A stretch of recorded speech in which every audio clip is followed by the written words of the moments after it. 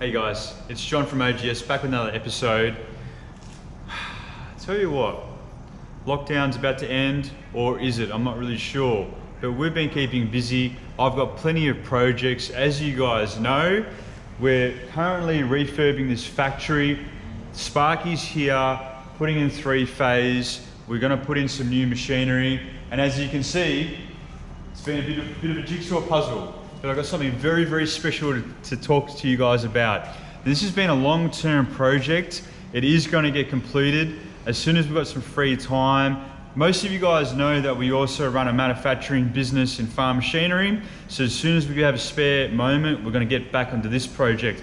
But I thought this would be of interest to you guys. Come for a bit of a wander. Check this thing out.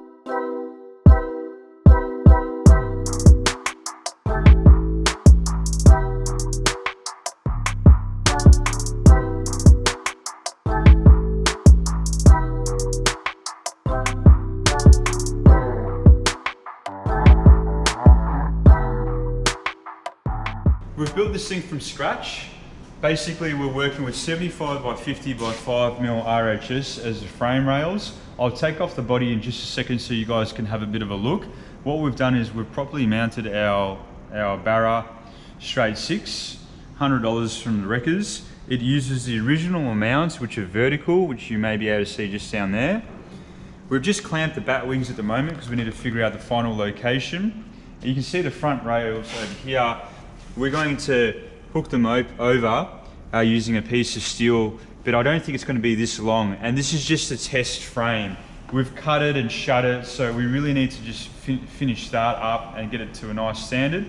But basically, as it sits right now, I mean, I like the stance. What do you guys think? The front's been fully engineered. It came as a kit.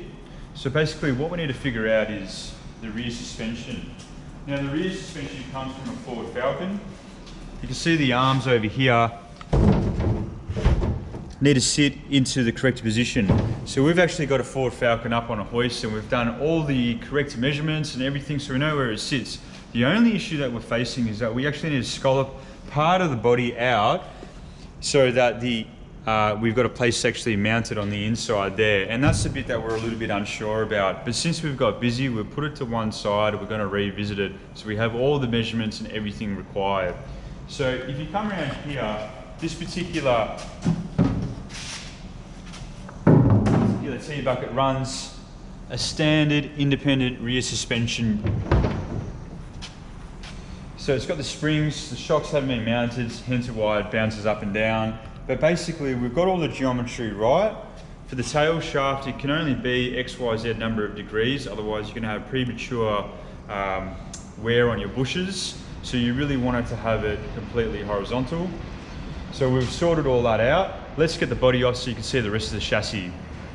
All right, so we've drawn up our chassis in a computer program, and this is what it looks like here. Now, this is what I'm talking about, cutting and shutting it.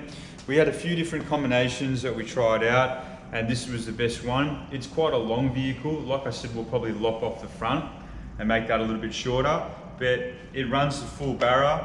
What we've done over on the body over here is we've actually widened the body with more fiberglass. You can see I've just slapped some Bondo on there, and it needs a full rework. It needs to be steeled out. So while you think that this project can be done pretty quickly, it's gonna take a hell of a lot of long time, I reckon. Haven't got any of the steering. We'll probably run a HQ steering box or something like that. I'll have to get a Haltech aftermarket ECU to run the motor. Otherwise, you have to get everything from a Ford Falcon and connect it all up. If you have anything that's unconnected or disconnected, it won't run, as you guys know. But I mean, this is a standard Ford Falcon diff. We're just going to get a tail shaft shortened. We've got one that we can mock up, but it's really, and you can see a lot clearer, this needs to be around here for it to all line up properly. So that sits like that.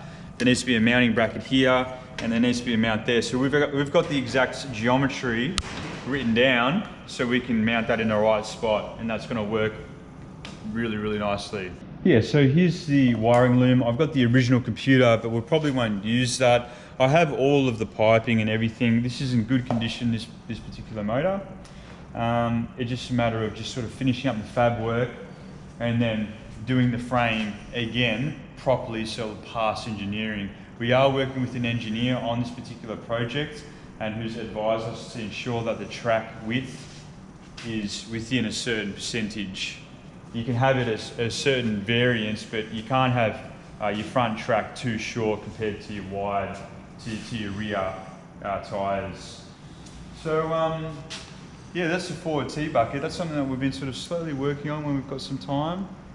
I've been working on the XE. I've got some exciting content coming for you guys on Friday. Thanks for checking out our video. Don't forget to comment, like, and subscribe. This is the Ford Barra T-bucket.